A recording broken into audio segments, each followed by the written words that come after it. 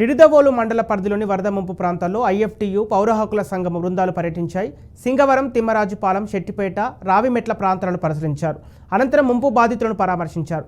దశాబ్దాలుగా ఎన్ని ప్రభుత్వాలు మారినా ఎర్ర కాలువ ముంపు నుంచి ప్రజలను కాపాడేందుకు శాశ్వత పరిష్కారం చేయటం లేదని ఆవేదన వ్యక్తం చేశారు. తీరుగూడెం, సింగవరం రోడ్లపై 4 నుంచి 6 అడుగుల ఎత్తు వరకు నీరు నిలిచిపోయింది. గత 5 రోజులుగా ఆ గ్రామాలకు నిడదవోలుతో సంబంధాలు తెగిపోయాయి.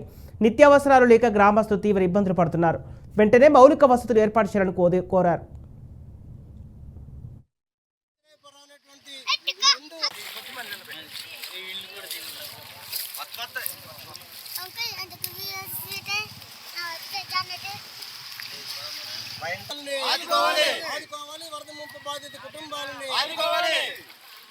ఈరోజు నిడదవోలు శివారు, తీరుగూడెం సరిహద్దు ప్రాంతాల్లో నిడదవోలు పట్టణంతో సంబంధాలు తెగిపోయినాయి. అయితే ఇక్కడ ప్రజలు ఈ వరద కారణంగా సుమారు 4 అడుగుల పైన నీరు ఈ రోడ్ల పైన నిల్వ ఉండడం కారణంగా కనీసం తిండి గింజలు, నిత్యావసర సరుకులు, కూరగాయలు కొనుక్కోవడానికి కూడా లేని ఇబ్బంది పడుతున్నటువంటి వాతావరణం. ఇక్కడ ప్రజాప్రతినిధులు, అధికారులు కేవలం సందర్శించి వెళ్తున్నారే తప్ప ఇక్కడ ఉపశమన చర్యలు చేపట్టడంలో తీవ్రంగా వైఫల్యం చెందారు.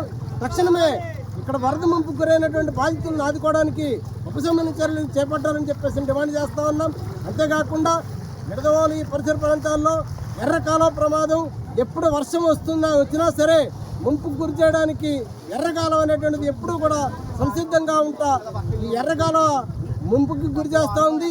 దీనికి ఎప్పటిదాకా ఈ నివారణకి అధికారులు కానీ, ప్రజాప్రతినిధులు కానీ ఎన్ని ప్రభుత్వాలు మారినప్పటికీ కూడా ప్రజల్ని వాళ్ళ కర్మానికి వాళ్ళని మీరు మునిగితే నీటిలో మునగండి అనే విధంగా వదిలేశారో తప్పితే శాశ్వతంగా వాళ్ళని ముంపు నుంచి రక్షించడానికి గత 4 రోజులుగా కురుస్తున్నటువంటి భారీ వర్షాల వలన నిడదవోలు పరిసర గ్రామాల్లో ఉన్నటువంటి సింగవరం, తీరుగూడెం ప్రాంతాలలో ఉన్నటువంటి ఈ పంట పొలాలు మొత్తం కూడా నీట మునిగిపోవడం జరిగింది.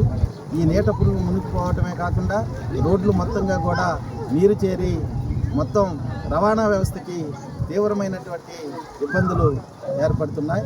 వీటిని ఈరోజు పౌర హక్కుల సంఘం, ఐఎఫ్టీయు, ఇతర కార్మిక సంఘాల నాయకులందరూ కూడా పరిశీలించడం జరిగింది. ఈ సందర్భంగా ప్రభుత్వానికి ఒక విజ్ఞప్తి చేస్తున్నాం. ఎప్పుడు వరదలు వచ్చినా తీరుగూడెం ఈ చుట్టుపక్కల ప్రాంతాలలో ఎర్ర కాలువ ముంపుకు గురవుతున్నటువంటి పరిస్థితి కనిపిస్తుంది. ఎర్ర కాలువ ముంపుని నివారించడం కోసం యుద్ధ ప్రాతిపదికన